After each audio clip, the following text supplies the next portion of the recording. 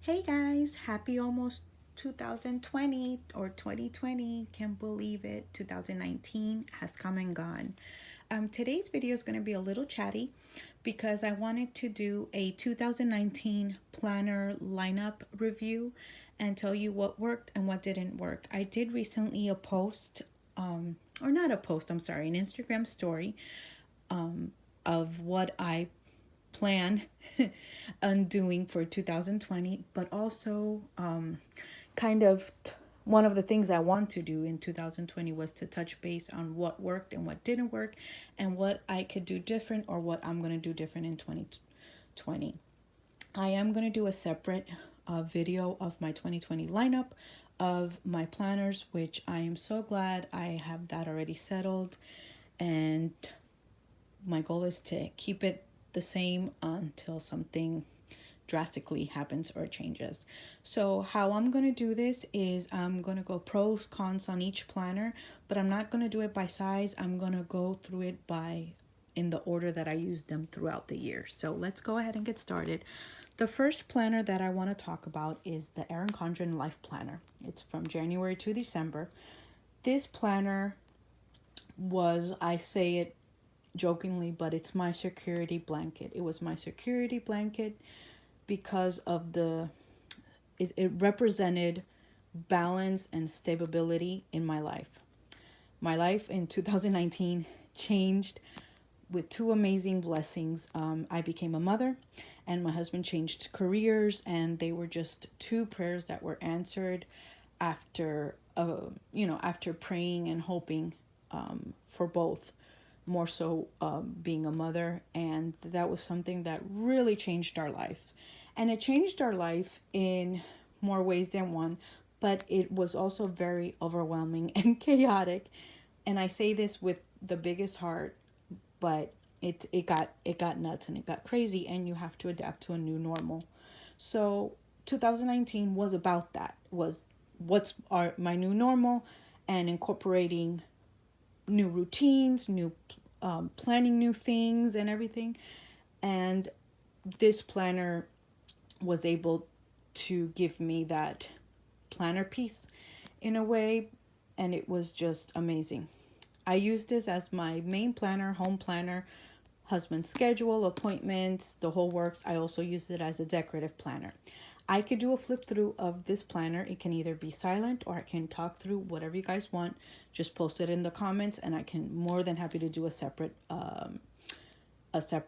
video. It did get chunky, which I liked. Some weeks are not done because I was either in the hospital having the baby, or I just didn't have time because mama only slept 2 hours that night, and I couldn't touch it. But when I did come back to it, friends, it was still almost like a part of me was in this planner. You know, the pros about it was that I could decorate it, use it as my everything planner. Decorative planning. I could do it for my home, my daily stuff. Cons, if you want a con, it would be the size. I will be moving to a smaller planner, which I'll tell you guys in my lineup. I don't want to give too much away because my baby, who's now more active, likes to play and has little stations around the house.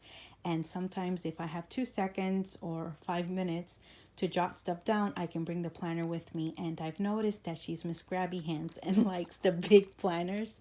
And I just find that going small versus going big for 2020 is going to be better for me. But this planner was definitely my security blanket. Even with an interchangeable cover, I never changed the cover because it was a really good planner, and it's like it always going to have a special place in my heart. I know, I'm sorry. I know it's a planner, but hey, we get attached sometimes. After I used this throughout the year. I did flip around through everyday carries, and that's what I'm going to touch on now. So when my baby was probably around 1 or 2 months, I decided to have. I knew I needed a daily planner, and I needed something to plan with daily. I'm sorry, my goodness, hourly, because I needed to keep track as a new mom and a first time mom.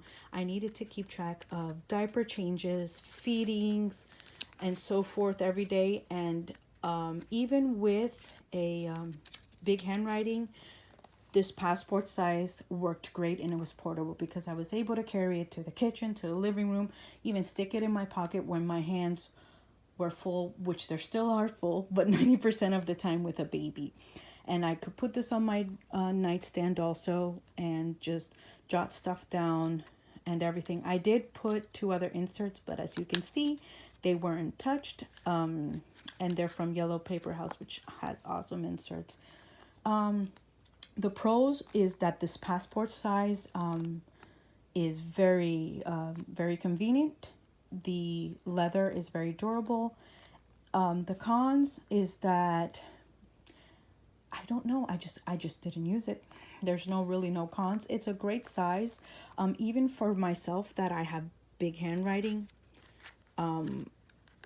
I liked it. I wish I would have touched it more. As you can see, it was really simple because I had no time to decorate, and I always saw myself going back to my main planner because I couldn't find a way to use more than one planner because my life was a little crazy. And please understand, when I say crazy, it's not in a bad way. It was just all over the place, and trying to figure out motherhood and incorporating my husband's crazy new work schedule, it got chaotic. So, but just letting you know, I still want to use this. I might use it, take it to church and write sermon notes, because it really did serve its purpose.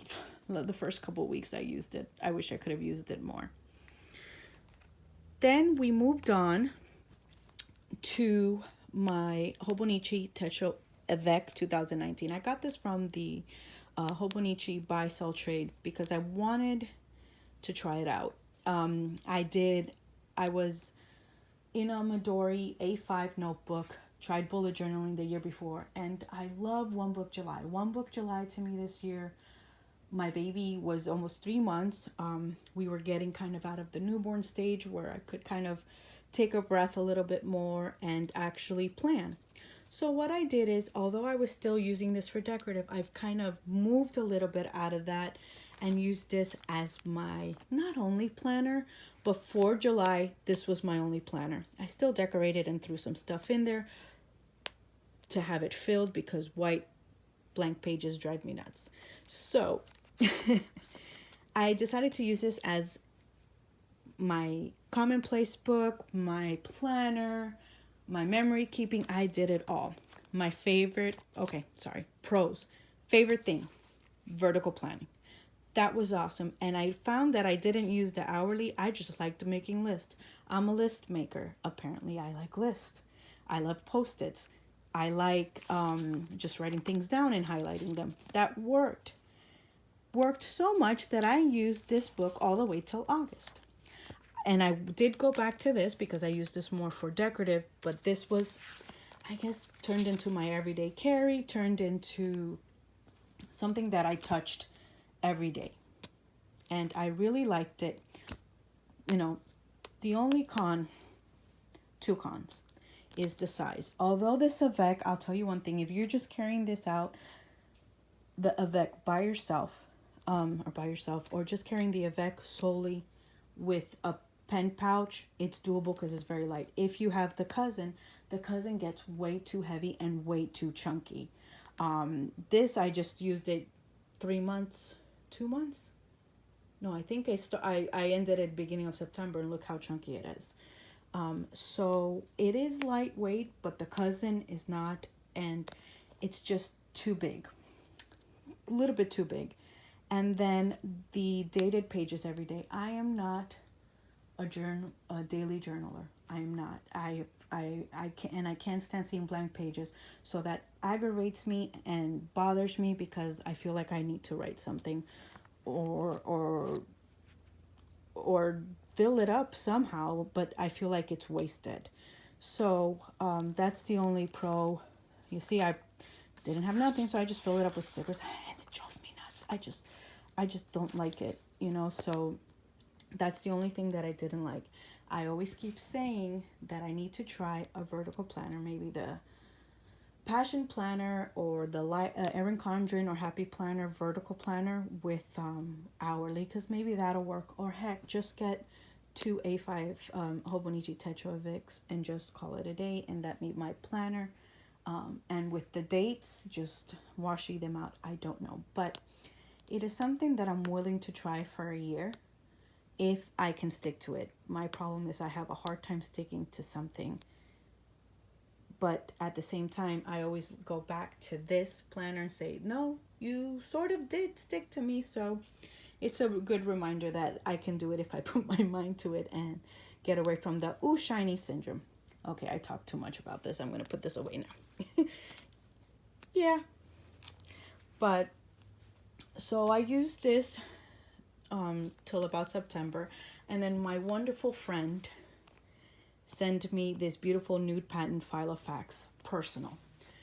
This beautiful, beautiful planner, I was able to do daily pages in, and I used the weekly layout as a gratitude journal, which I started doing, and that's something that I'm carrying to 2020, which I love doing. I loved the pros are, I loved taking out the pages. I loved just being able, the freedom of writing in it and out. But I didn't use any lists or anything. I'm starting to realize in 2019 that I have to keep stuff simple. If I overdo stuff, whether it's decorating, whether it's inserts, thinking I'm going to use it, I'm going to get overwhelmed. I know it sounds a little crazy, and I'm not going to touch my planner. I want something that I can go to, that all I have is one insert for this, one insert for that, for what I need, and done. And this ring planner taught me that. The cons about this planner, it's not one single con. The only fact is I didn't get to touch it as much as I wanted to. Again, new mom, craziness, hard to have an everyday carry. But it sits on my desk so I can stare at it every day because it's such a beautiful planner. And another pro, I don't know about you guys, but with ring planners, not that Traveler's Notebooks are not, with ring planners, especially with this one, I feel classier. I feel more of a professional when I'm holding this planner. So yeah, it's beautiful. Sorry, I know I get off topic and I go, and I'm very passionate about my planners. Okay, this is a Printpressions Weeks. This I started using in November. I was going to start using it in 2020, but I wanted to start using it in November because I PR for a couple shops. And I wanted to have, or needed to have, a separate planner for my social media and PR stuff. Now, since I wasn't going to be doing much huge decorative planning in 2020, I thought this would be good to put the kits in. Erin Condren kits fit in here.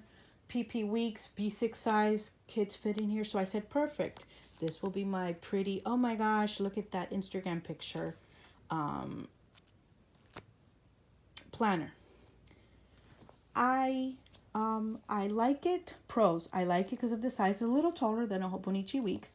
The paper, although it's not Tomy River paper, which I'm spoiled with, it's good hard cardstock white paper. I'm not sure the pounds or anything. It's on his website. It's on Kane's website. And I like it because it has different color covers, and you just put a clear cover with a cute vinyl and you're good. And you can get these cute dividers also. But I don't know if it's me, and it probably is that I started noticing these pages coming out of the spine of the seam. I haven't touched it very much, and I don't know what happened, or if it's just the notebook itself. I don't know, but it started doing that. I ignored it because I just go in it to take my pictures, write stuff down. I keep it open throughout the week, and then I close it, and then that's it. It stays on my craft desk. It doesn't go out anywhere with me unless I'm decorating in it. And I try to keep this one home because my main planner is that holds everything. But something happened the other night, about 2 nights ago. It was probably late. I started decorating these pages, and it wasn't even February. I wanted to pre-plan, and I instead ruined a couple monthly pages, and I literally looked at it and I said, no. I had an epiphany, I had whatever you want to call it, and I said, this is not going to be going to 2020. You guys saw in a post of a hint of what I'm going to be using for social media planning.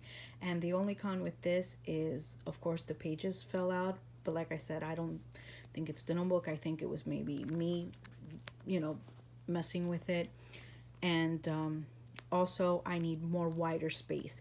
Even though the passport is small and these are smaller, whether it's a ring planner or Albany Vic, it's wider.